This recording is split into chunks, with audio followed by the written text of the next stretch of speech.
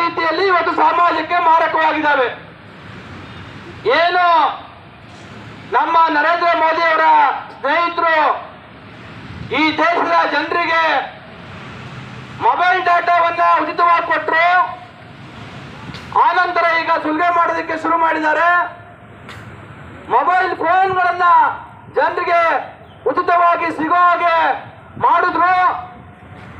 2007ರ ಇತ್ತೀಚೆಗೆ 2008ರಲ್ಲಿ cricket IPL ಶುರುವಾಯಿತು. 2003 ಮತ್ತೆ 2005ರಿಂದ ಈಚೆಗೆ ಜನರು ಮೊಬೈಲ್ ಬಳಸೋದು ಮತ್ತೆ ಡಾಟಾ ಬಳಸೋದು ಶುರುವಾಯಿತು. ಅಂದಿನಿಂದ ಇವತ್ತು ಬಹಳ ದೊಡ್ಡ ಮಟ್ಟದಲ್ಲಿ ಇವತ್ತು ಯುವ ಜನರು ಇದ್ದಾರೆ, ವಯಸ್ಕರು ಇದ್ದಾರೆ, ವಯಸ್ಸಾಗಿರೋರು ಇದ್ದಾರೆ, ಮುದುಕರು ಇದ್ದಾರೆ, ಹೆಣ್ಣುಮಕ್ಕಳು ಇದ್ದಾರೆ. ಗಂಡಂದಿರಿಗೆ ಗೊತ್ತಿಲ್ಲದ ರೀತಿಯಲ್ಲಿ ಹೆಣ್ಣುಮಕ್ಕಳು ಇವತ್ತು ಆನ್ಲೈನ್ ಗೇಮು ಮತ್ತೆ ಆನ್ಲೈನ್ ಬೆಟ್ಟಿಂಗ್ ಅಲ್ಲಿ ಮುಳುಗಿ ಸಂಸಾರಗಳನ್ನ ನಾಶ ಮಾಡಿಕೊಂಡಿರುವಂತಹ ಉದಾಹರಣೆಗಳು ಇವತ್ತು ನಮ್ಮ ಮುಂದೆ ಇದ್ದಾವೆ. ಹಲವಾರು ಜನ ನಮ್ಮ ಪಕ್ಷದ ಮುಖಂಡರು ಮಾತಾಡ್ತಾ ಹೇಳ್ತಾ ಇದ್ರು, ಇವತ್ತು ರಾಜ್ಯದ ನನಗೆ ಗೊತ್ತಿರೋ ಹಾಗೆ, ಯಾಕಂದ್ರೆ ಹಳ್ಳಿಗಳಲ್ಲಿ ಜನ ಮಾತಾಡ್ತಾರೆ, ಸ್ನೇಹಿತರು ಮಾತಾಡ್ತಾರೆ, ನಮ್ಮ ನೆಂಟರು ಸಂಬಂಧಿಕರು ಮಾತಾಡ್ತಾ ಇದ್ದಾರೆ. ಸುಮ್ಮನೆ ನೀವು ಊಹೆ ಮಾಡ್ಕೊಳ್ಳಿ, ನಿಮ್ಮ ಸಂಬಂಧಿಕರು ಮತ್ತೆ ಸ್ನೇಹಿತರಲ್ಲಿ ಇತ್ತೀಚೆಗೆ ನಿಮಗೆ ಮೇಲಿಂದ ಮೇಲೆ ಹಣ ಕೇಳೋದು, 5,000 ಹಾಕಿ, 10,000 ಹಾಕಿ. ನಾವು ಯಾರನ್ನ ತುಂಬಾ ಗಂಭೀರವಾಗಿರುವಂತ ವ್ಯಕ್ತಿ, ಇವರು ತುಂಬಾ ಒಳ್ಳೆ ವ್ಯಕ್ತಿ, ಸಜ್ಜನ ವ್ಯಕ್ತಿ, ಏನೋ ನೀಟಾಗಿ ಅವರ ಕುಟುಂಬವನ್ನ ಕಟ್ಕೊಂಡು ಬದುಕ್ತಾ ಇರುವಂತಹ ವ್ಯಕ್ತಿ ಅಂತ ಹೇಳಿ ಭಾವಿಸ್ಕೊಂಡಿದ್ವು, ಅಂತ ಹಲವಾರು ಜನರು ಇವತ್ತು 1,000 ಹಾಕಿ, 2,000 ಹಾಕಿ, 5,000 ಹಾಕಿ, 10,000 ಹಾಕಿ ಅಂತ ಹೇಳಿ ಮೇಲಿಂದ ಮೇಲೆ ನಮಗೆ ಒಬ್ಬ ವ್ಯಕ್ತಿ ಈ ತರದನ್ನ ಕೇಳಿರುವಂತ ಉದಾಹರಣೆಗಳಿದಾವೆ.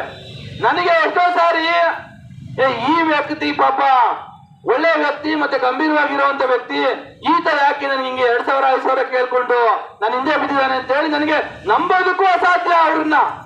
ನಾನು ಅಂತ ಸಂದರ್ಭದಲ್ಲಿ ಅಯ್ಯೋ ಪಾಪ ಇಷ್ಟೆಲ್ಲ ಒಳ್ಳೆ ಮನುಷ್ಯ, ಸಜ್ಜನ, ದೊಡ್ಡ ಮನುಷ್ಯ ಇವನು ಅಂತ ಹೇಳ್ಕೊಂಡು ನಾನು ಆ ಸಂದರ್ಭಕ್ಕೆ ನನ್ನ ಕೈಯಿಂದ ಕೊಟ್ಟು ಅದು ಮತ್ತೆ ವಾಪಸ್ ಬಂದಿಲ್ಲ ಅಂದ್ರೂ ಪರವಾಗಿಲ್ಲ ಅಂತ ಹೇಳಿ ಅನ್ನುವಂತ ಹಣವನ್ನ ಕೊಟ್ಟಿದ್ದೀನಿ. ಆಮೇಲೆ ನನಗೆ ಗೊತ್ತಾಗಿದ್ದೇನು ಅಂತ ಅಂದ್ರೆ ಇವರೆಲ್ಲ ಇಂತಹ ಜೂಜಿನ ದಂಧೆಯಲ್ಲಿ ಮುಳುಗಿದ್ದಾರೆ ಅಂತ.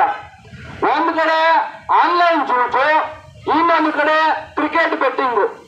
ಇವತ್ತು ಸರ್ಕಾರಗಳು, ನರೇಂದ್ರ ಮೋದಿ ಅವರ ಸರ್ಕಾರ ಆಗಿರ್ಬೋದು, ಬಂದು ಹೋಗ್ತಾ ಇರುವಂತಹ ರಾಜ್ಯ ಸರ್ಕಾರಗಳಾಗಿರ್ಬೋದು, ಯುವ ಜನರಿಗೆ ಉದ್ಯೋಗವನ್ನ ಕೊಟ್ಟಿದ್ರೆ, ಉದ್ಯೋಗವನ್ನ ಸೃಷ್ಟಿ ಮಾಡಿ ಯುವ ಜನರಿಗೆ ಕೌಶಲ್ಯವನ್ನ ಕಲಿಸಿದ್ರೆ ಜೀವನ ಅವರೆಲ್ಲ ಹೇಳ್ತಾ ಇದ್ರು. ಈ ಗೇಮಿಂಗ್ ಅಲ್ಲಿ ಒಂದು ಆನ್ಲೈನ್ ಜೂಜಲ್ಲಿ ಒಂದು ಕಾನೂನಿನ ತೊಡಕಿದೆ. ಏನಂದ್ರೆ ಸುಪ್ರೀಂ ಕೋರ್ಟ್ ಕೌಶಲ್ಯವನ್ನ ಬಳಸಿ ಆಡುವಂತಹ ಆಟಗಳನ್ನ ಕಾನೂನಿನಲ್ಲಿ ಅದಕ್ಕೆ ಪರ್ಮಿಷನ್ ತೆಗೆದುಕೊಂಡು ಆಡಿಸಿದ್ರೆ ಅದು ತಪ್ಪಲ್ಲ ಅಂತ ಹೇಳಿದೆ. ಹಾಗೇನೆ ಇನ್ನೊಂದು ಕಡೆ ಏನು ಜೂಜಿನ ದಂಧೆ, ಆನ್ಲೈನ್ ಜೂಜಿನ ದಂಧೆ ನಡೀತಾ ಇದೆ, ಅಕ್ರಮವಾಗಿ ನಡೀತಾ ಇದ್ದಾವೆ, ಅಂತವನ್ನ ನಿಷೇಧಿಸುವಂತಹ ಕೆಲಸವನ್ನ ಸರ್ಕಾರ ಮಾಡಬೇಕು ಅಂತ ಹೇಳಿ ಹೇಳ್ತಾ ಇದೆ. ಈಗ ಸರ್ಕಾರ ಕೌಶಲ್ಯವನ್ನ ಕಲಿಸಬೇಕಿತ್ತು ಯುವಕರಿಗೆ. ಎಂತ ಕೌಶಲ್ಯಗಳನ್ನ ಕಲಿಸಬೇಕಿತ್ತು? ಈ ನಾಡನ್ನ, ಈ ಸಮಾಜವನ್ನ ಕಟ್ಟುವಂತಹ, ಈ ನಾಡು ಮತ್ತೆ ಈ ದೇಶವನ್ನ ಕಟ್ಟಲು ಬೇಕಾಗಿರುವಂತಹ ವಿಜ್ಞಾನ ತಂತ್ರಜ್ಞಾನವನ್ನ ಅಭಿವೃದ್ಧಿ ಪಡಿಸೋದಕ್ಕೆ ಬೇಕಾಗಿರುವಂತಹ ಕೌಶಲ್ಯಗಳನ್ನ ಯುವ ಜನರಿಗೆ ಕಲಿಸಿ ಅವರಿಗೆ ಅದಕ್ಕೆ ಅವರ ಕೌಶಲ್ಯಗಳಿಗೆ ತಕ್ಕಂತಹ ಉದ್ಯೋಗಗಳನ್ನ ಸೃಷ್ಟಿ ಮಾಡುವಂತಹ ಕೆಲಸವನ್ನ ಇವತ್ತು ಸರ್ಕಾರಗಳು ಮಾಡಬೇಕಾಗಿತ್ತು. ಇವತ್ತು ಸರ್ಕಾರಗಳು ಏನು ಕೆಲಸ ಮಾಡ್ತಾ ಇದ್ದಾವೆ? ಅದೇ ನಮ್ಮ ಮೋದಿ ಅಜ್ಜ ಅವ್ರದ್ದು ಸ್ನೇಹಿತರು ಬಂದು ಡಾಟಾ ಕೊಟ್ರು, ಮೊಬೈಲ್ ಕೊಟ್ರು. ಈಗ ಅವ್ರದೇ ಎಷ್ಟು ಬೋಗಸ್ ಕಂಪನಿಗಳು, ಬೋಗಸ್ ಆಗಿರುವಂತ ಈ ತರದ ಆನ್ಲೈನ್ ಗೇಮ್ ಅನ್ನ ನಡೆಸ್ತಾ ಇರುವಂತಹ ಕಂಪನಿಗಳು ಇವತ್ತು ಜನರನ್ನ ಸುಲಿಗೆ ಮಾಡ್ತಾ ಇದ್ದಾವೆ ಗೊತ್ತಿಲ್ಲ. ಎಷ್ಟು ವಹಿವಾಟು ಇವತ್ತು ನಡೀತಾ ಇದೆ ಆನ್ಲೈನ್ ಬೆಟ್ಟಿಂಗ್ ಅಲ್ಲಿ ಮತ್ತೆ ಆನ್ಲೈನ್ ಜೂಜಲ್ಲಿ. ಹೇಳ್ತಾ ಇದ್ರೆ 20,000 ಕೋಟಿ, ಒಂದು ವರ್ಷದಲ್ಲಿ 20,000 ಕೋಟಿ ಇವತ್ತು ಆನ್ಲೈನ್ ಜೂಜಿನ ಟರ್ನೋವರ್ ನಡೀತಾ ಇದೆ ಅಂತ. ಕೇವಲ ಜಾಹೀರಾತಿಗೆ ಆನ್ಲೈನ್ ಜೂಜನ್ನ ನಡೆಸುವಂತವರು ಬೆಟ್ಟಿಂಗ್ ಅನ್ನ ನಡೆಸುವಂತವರು ಕೇವಲ ಅಡ್ವರ್ಟೈಸ್ಗೆ, ಪ್ರಚಾರಕ್ಕೆ 5,000-6,000 ಕೋಟಿ ರೂಪಾಯಿಗಳನ್ನ ಖರ್ಚು ಮಾಡ್ತಾರೆ ಒಂದು ವರ್ಷಕ್ಕೆ ಅನ್ನುವಂತ ಅಂಕಿ ಅಂಶಗಳನ್ನ ಇವತ್ತು ನಮಗೆ ಗೊತ್ತಾಗ್ತಾ ಇದೆ ಅಂತ ಅಂದ್ರೆ ಇನ್ನ ಯಾವ ಮಟ್ಟದ ಲಾಭ ಮತ್ತೆ ಅವರು ಟ್ರಾನ್ಸಾಕ್ಷನ್ ಟರ್ನ್ ಓವರ್ ಅನ್ನ ಇವತ್ತು ಈ ತರಹದ ಜನರನ್ನ ಹಾಳು ಮಾಡ್ತಾ ಇರುವಂತ, ಸಮಾಜಕ್ಕೆ ಮಾರಕವಾಗಿರುವಂತ ಚೂಚುಕೋರರು ಸಂಪಾದಿಸ್ತಾ ಇರ್ಬೋದು ಅನ್ನೋದನ್ನ ನಾವೆಲ್ಲ ಅರ್ಥ ಮಾಡ್ಕೋಬೇಕು. ಆಮೇಲೆ ನೋಡಿ, ಇಂತಹ ಹೋರಾಟಗಳು ಅನಿವಾರ್ಯ ಇವತ್ತಿಗೆ. ಆದ್ರೆ ಇಂತಹ ಹೋರಾಟಗಳನ್ನ ನಾವು ಮಾಡುವಂತ ಅಗತ್ಯವೇ ಇರಬಾರದು. ಒಂದು ಒಳ್ಳೆ ಸಮಾಜದಲ್ಲಿ ನಾವು ಆಯ್ಕೆ ಮಾಡಿಕೊಂಡಿರುವಂತ ಜನಪ್ರತಿನಿಧಿಗಳು ನಿಜವಾಗ್ಲೂ ಜನರ ಬಗ್ಗೆ ಕಾಳಜಿಯನ್ನ ಇಟ್ಕೊಂಡು ಜನರಿಗೆ ಏನ್ ಬೇಕು ಏನ್ ಬೇಡ, ಜನರ ಪಾಲಿಗೆ ಯಾವುದು ಮಾರಕ, ಯಾವುದನ್ನ ಮಾಡಿದ್ರೆ ಜನರ ಬದುಕು ಹಸನಾಗುತ್ತೆ ಅನ್ನುವಂತ ಯೋಚನೆಗಳನ್ನ ಮಾಡ್ತಾ ಜನರ ಬದುಕನ್ನ ಸುಧಾರಿಸೋದಕ್ಕೆ ಏನೆಲ್ಲ ಕ್ರಮವನ್ನ ತೆಗೆದುಕೋಬೇಕಾಗಿತ್ತು ಅಂತ ಕ್ರಮಗಳ ಬಗ್ಗೆ ಯೋಚನೆ ಮಾಡುವಂತಹ ನಾಯಕರು, ಜನಪ್ರತಿನಿಧಿಗಳು ನಮ್ಮ ನಡುವೆ ಇದ್ದಿದ್ರೆ ನಾವು ಈ ತರಹದ ಪ್ರತಿಭಟನೆಗಳನ್ನ ಮಾಡುವಂತ ಅಗತ್ಯ ಇಲ್ಲ. ಪಾಪಿಗಳು, ನೀಚರು, ಭ್ರಷ್ಟರು, ಜನರು ಹಾಳಾಗ್ಲಿ, ಅವ್ರ ಕುಟುಂಬಗಳು ನಾಶ ಆಗ್ಲಿ, ಜನರ ಕುಟುಂಬಗಳು, ಬಡವರ ಕುಟುಂಬಗಳು ಸರ್ವನಾಶ ಆಗ್ಲಿ ಅಂತವರ ಸಮಾಜ ಮೇಲೆ ಇವರ ಕೋಟೆಯನ್ನ, ಬಂಗಲೆಯನ್ನ ನಿರ್ಮಿಸ್ಕೋಬೇಕು ಅನ್ನುವಂತ ಮನಸ್ಥಿತಿ ಇರುವಂತ ಜನರನ್ನ ಇವತ್ತು ಸರ್ಕಾರದಲ್ಲಿ ಕುಂಡಿಸಿದೀವಿ.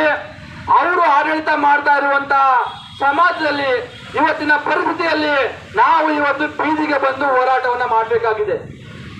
ನೋಡಿ, ಇವತ್ತು ಜೂಜು ಕಂಪ್ಲೀಟ್ ಆಗಿ ಪ್ಯೂರ್ಲಿ ಅದು ಏನಂತಾರೆ ಅದೃಷ್ಟದ ಮೇಲೆ ನಡೆಯುವಂಥದ್ದು.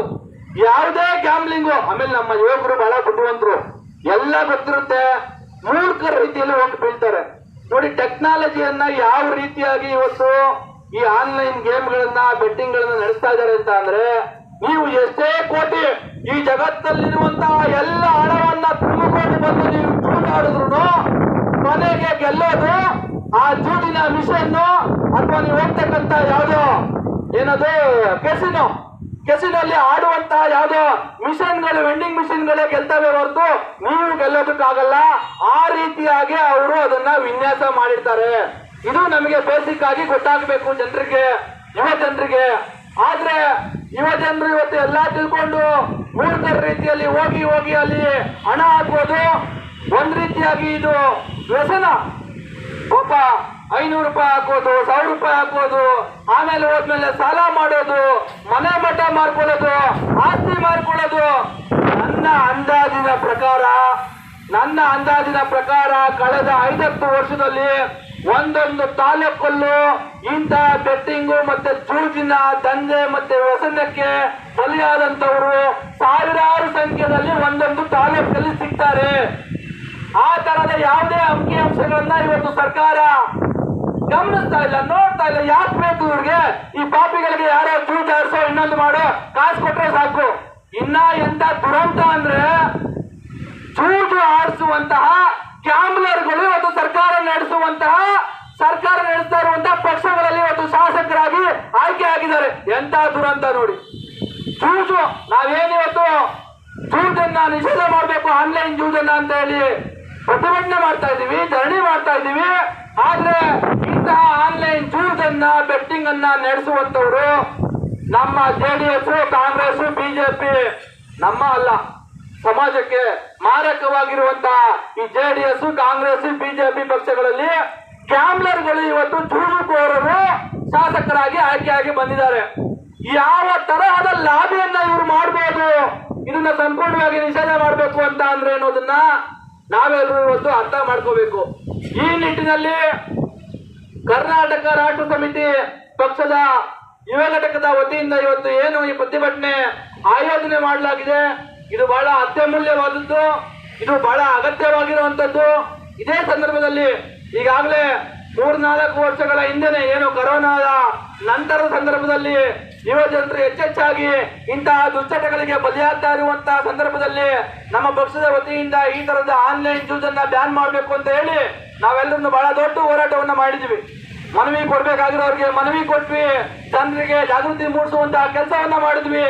ಆದ್ರೆ ಏನೋ ಇವತ್ತು ಇವತ್ತು ಸರ್ಕಾರಕ್ಕೆ ಒಂದಷ್ಟು ಎಚ್ಚರಗೊಂಡು ಸರ್ಕಾರಕ್ಕೆ ಎಚ್ಚರಾಗಿ ಮೊನ್ನೆ ಕ್ಯಾಬಿನೆಟ್ ಅಲ್ಲಿ ಈ ವಿಚಾರವಾಗಿ ಸಂಪೂರ್ಣವಾಗಿ ಇದನ್ನ ನಿಷೇಧ ಮಾಡೋದಕ್ಕೆ ಬೇಕಾಗಿರುವಂತಹ ಕ್ರಮಗಳನ್ನ ಕಾನೂನುಗಳನ್ನ ನಾವು ರೂಪಿಸಬೇಕು ಅನ್ನುವಂತ ತೀರ್ಮಾನವನ್ನ ಸರ್ಕಾರ ಮಾಡಿದೆ ಅನ್ನುವಂಥದ್ದು ಒಂದ್ ರೀತಿಯಲ್ಲಿ ಒಂದು ನೆಮ್ಮದಿ ಸಣ್ಣದಾಗಿರ್ತಕ್ಕಂಥ ಒಂದು ಖುಷಿ ಪಡುವಂತ ವಿಚಾರ. ಆದ್ರೆ ನಾವು ಆಗ್ರಹಿಸ್ತಾ ಇರೋದು ಸರ್ಕಾರಕ್ಕೆ, ಸರ್ಕಾರ ಮತ್ತೆ ನೀವು ಸರ್ಕಾರದವರು ಏನು ಈ ತರದ ಜೂಜುಗಳಿದಾವೆ, ಅನಧಿಕೃತವಾಗಿ ಜೂಜುಗಳು ನಡೀತಾ ಇದಾವೆ, ಅವನ್ನ ನೀವು ಅಕ್ರಮವನ್ನ ಸಕ್ರಮ ಮಾಡಿ ಮತ್ತೆ ನಿಮ್ಗೆ ಆ ದುಡ್ಡಲ್ಲಿ ಸರ್ಕಾರವನ್ನ ನಡೆಸುವಂತಹ ಯೋಜನೆಗಳನ್ನ ನೀವು ಇಟ್ಕೊಂಡಿದ್ರೆ ದಯವಿಟ್ಟು ಆ ತರದ ಯೋಜನೆಗಳನ್ನ ಕೈ ಬಿಡಿ. ಸಂಪೂರ್ಣವಾಗಿ ಎಲ್ಲ ತರಹದ ಆನ್ಲೈನ್ ಜೂಜುಗಳನ್ನ ನೀವು ನಿಷೇಧ ಮಾಡುವಂತ ಕಾನೂನನ್ನ ತೆಗೆದುಕೊಂಡ್ ಬನ್ನಿ. ಹಾಗೆ ಪಾಪಿಗಳು ಎಷ್ಟೆಲ್ಲಾ ಜನರು ಇವತ್ತು ಜನಸಾಮಾನ್ಯರನ್ನ ನಾಶ ಮಾಡ್ತಾ ಇದ್ದಾರೆ ಅಂತ ಅಂದ್ರೆ, ಜನರು ಸಿನಿಮಾ ಹೀರೋಗಳನ್ನ, ಕ್ರಿಕೆಟರ್ಸ್ನ ತಮ್ಮ ದೇವರುಗಳು ಏನು ತಮ್ಮ ಅಷ್ಟೆಲ್ಲ ಸಾವಿರಾರು ಕೋಟಿ ಸಂಖ್ಯೆಯಲ್ಲಿ ಇವತ್ತು ಅಭಿಮಾನಿಗಳು ಹೊಂದಿರುವಂತ ಕ್ರಿಕೆಟರ್ಗಳು, ಪ್ಲೇಯರ್ಗಳು ಇವತ್ತು ಅವರನ್ನ ಹಾಳು ಮಾಡುವಂತ, ಚೂಸನ್ನ ಹಾಳು ಮಾಡುವಂತ, ಬೆಟ್ಟಿಂಗ್ ದಂಧೆಯಲ್ಲಿ ಅವರನ್ನ ಸುರಿಸುವಂತ ರೀತಿಯಲ್ಲಿ ಇವತ್ತು ಪ್ರಚಾರವನ್ನ ಕೊಡ್ತಾ ಇರುವಂತದ್ದು ನಾವೆಲ್ಲರೂ ನೋಡ್ತಾ ಇದೀವಿ. ಇವರು ಒಂದ್ ರೀತಿಯಲ್ಲಿ ನಿಜವಾಗ್ಲೂ ಸಮಾಜಕ್ಕೆ ಮಾರಕವಾಗಿರುವಂತಹ ಜನರು. ಆಗ್ಲೇ ಹೇಳ್ತಾ ಇದ್ರು ರಘುನಂದನ್, ಹಲವಾರು ಜನರು ಸಿನಿಮಾ ನಟರು ಇದರಲ್ಲಿ ಇನ್ವಾಲ್ವ್ ಆಗಿದ್ದಾರೆ. ಮೊನ್ನೆ ಬಹಳ ದೊಡ್ಡ ಹೋರಾಟ, ರೈತರ ಹೋರಾಟಕ್ಕೆ ಏನು ರೈತರ ಈ ನಾಡಿನ ಜನರ ಪಾಲಿಗೆ ಯಾವಾಗಲೂ ನಾವು ಹೋರಾಟ ಮಾಡೋದಕ್ಕೆ ಮುಂದಿರ್ತೀವಿ ಅಂತ ಹೇಳುವಂತ ಪ್ರಕಾಶ್ ರಾಜ್ ಅವರು ಕೂಡ ಇಂತ ಆನ್ಲೈನ್ ಬೆಟ್ಟಿಂಗು, ಆನ್ಲೈನ್ ಜೂಜು ಇವೆಲ್ಲದಕ್ಕೂ ಪ್ರಚಾರ ಕೊಡ್ತಾ ಇದ್ರು ಅನ್ನೋ ಕಾರಣಕ್ಕಾಗಿ ಒಂದೊಂದು ಜನರು ಸಿನಿಮಾದವ್ರ ಮೇಲೆ ಈಗ ಸರ್ಕಾರ ಅಥವಾ ಕೋರ್ಟ್ ಇವತ್ತು ಅವ್ರ ಮೇಲೆ ಕೇಸ್ ಮಾಡಬೇಕು ಅಂತ ಹೇಳಿದೆ. ಈ ತರಹದ ಜನರು ನಮ್ಮ ನಡುವೆ ಇರೋದ್ರಿಂದ ಇವತ್ತು ನಾವು ಸರ್ಕಾರವನ್ನ ಬಹಳ ಕಠಿಣವಾಗಿ ಆಗ್ರಹಿಸಬೇಕಾಗಿದೆ. ದಯವಿಟ್ಟು ನೀವು ಸಂಪೂರ್ಣವಾಗಿ ಎಲ್ಲ ತರಹದ ಜೂಜುಗಳನ್ನ ನಿಷೇಧ ಮಾಡಬೇಕು. ಹಾಗೇನೆ ಇವತ್ತು ಬಹಳ ಸಿಕ್ಕಾಪಟ್ಟೆ ಆನ್ಲೈನ್ ಅಲ್ಲಿ ಜನರನ್ನ ಯಾಮಾರಿಸುವಂತಹ ಹಲವಾರು ಜನರು ಸುಲಿಗೆಕೋರರು ಇವತ್ತು ತಲೆ ಎತ್ತಿದ್ದಾರೆ. ಅವರನ್ನ ಮಟ್ಟ ಹಾಕಲು ಬೇಕಾಗಿರುವಂತಹ ವ್ಯವಸ್ಥೆಯನ್ನ ನಮ್ಮ ಸರ್ಕಾರಗಳು ಇನ್ನೂ ಇಟ್ಕೊಂಡಿಲ್ಲ. ಯಾರಿಗೋ ಒಬ್ಬರಿಗೆ ಆನ್ಲೈನ್ ನಲ್ಲಿ ದೋಖ ಆಯ್ತು, ಸಮಸ್ಯೆ ಆಯ್ತು, ನಷ್ಟ ಆಯ್ತು ಅಂತ ಅಂದ್ರೆ ಅವ್ರಿಗೆ ನ್ಯಾಯ ಕೊಡಿಸುವಂತಹ ವ್ಯವಸ್ಥೆ ಇವತ್ತು ಸರ್ಕಾರಗಳು ನಿರ್ಮಿಸಿಲ್ಲ. ಏನೋ ಸಮಸ್ಯೆ ಆದ್ರೆ ಆಗ್ಲೇ ಹೇಳ್ದಂಗೆ ಜೀವನ್ ಅವರು ಇಲ್ಲಿ ಯಾರೋ ನಮ್ ದುಡ್ಡನ್ನ ಆನ್ಲೈನ್ ನಲ್ಲಿ ನಮ್ ದುಡ್ಡನ್ನ ತಿಂದ ಮೋಸ ಮಾಡ್ದ ಅಂತ ಅಂದ್ರೆ ಅವನು ಎಲ್ಲಿ ಹೊಡೆದ, ಎಲ್ಲಿ ಮೋಸ ಮಾಡ್ದ ಅಂತ ಹೇಳಿ ಹುಡುಕೊಂಡು ಹೋದ್ರೆ ಅದು ಯಾರ್ದೋ ಗಾರೆ ಕೆಲಸ ಮಾಡುವಂತವ್ರ ಅಕೌಂಟ್ ಆಗಿರುತ್ತಂತೆ. ಅಂದ್ರೆ ಯಾವ ತರಹದ ಅವರ ಆಧಾರ್ ಕಾರ್ಡ್ ಅನ್ನೇ ಫೋರ್ಜರಿ ಮಾಡಿ, ಆಧಾರ್ ಕಾರ್ಡ್ ಅನ್ನೇ ಹ್ಯಾಕ್ ಮಾಡಿ, ಅವರ ಆಧಾರ್ ಕಾರ್ಡ್ ಅಲ್ಲಿ ಅಕೌಂಟ್ ಗಳನ್ನ ಇವತ್ತು ಸೃಷ್ಟಿ ಮಾಡಿಕೊಂಡು ಮೋಸ ಮಾಡುವಂತಹ ಬಹಳ ದೊಡ್ಡ ಜಾಲ ಇವತ್ತು ಆನ್ಲೈನ್ ಅಲ್ಲಿ ಬೆಳ್ಕೊಂಡ್ಬಿಟ್ಟಿದೆ. ಸೊ ಹಾಗಾಗಿ ಸರ್ಕಾರ ಇವತ್ತು ಏನು ತಂತ್ರಜ್ಞಾನ ಮತ್ತೆ ಆನ್ಲೈನ್ ಮುಂದಿನ ದಿನಗಳಲ್ಲಿ ಇನ್ನೂ ಹೆಚ್ಚೆಚ್ಚು ಜನಬಳಕೆಗೆ ಬರುವಂತಹ ದಿನಗಳಲ್ಲಿ ಇವೆಲ್ಲದರ ಮೇಲೆ ಎಚ್ಚರಿಕೆಯನ್ನ ಇಟ್ಕೊಂಡು ಎಚ್ಚರವನ್ನ ವಹಿಸಿ ಇದಕ್ಕೆ ಏನೆಲ್ಲ ಜನರು ಮೋಸ ಹೋಗದಾಗೆ ನೋಡ್ಕೊಳ್ಳುವಂತಹ ಏನೆಲ್ಲ ಕ್ರಮಗಳನ್ನ ಅದನ್ನ ತೆಗೆದುಕೋಬೇಕು ಅಂತ ಹೇಳಿ ನಾನು ಈ ಸಂದರ್ಭದಲ್ಲಿ ಆಗ್ರಹಿಸ್ತಾ ನನ್ನ ಮಾತನ್ನ ಮುಗಿಸ್ತಾ ಇದ್ದೀನಿ. Jai Hind, Jai Karnataka, Jai KRS. Thank you.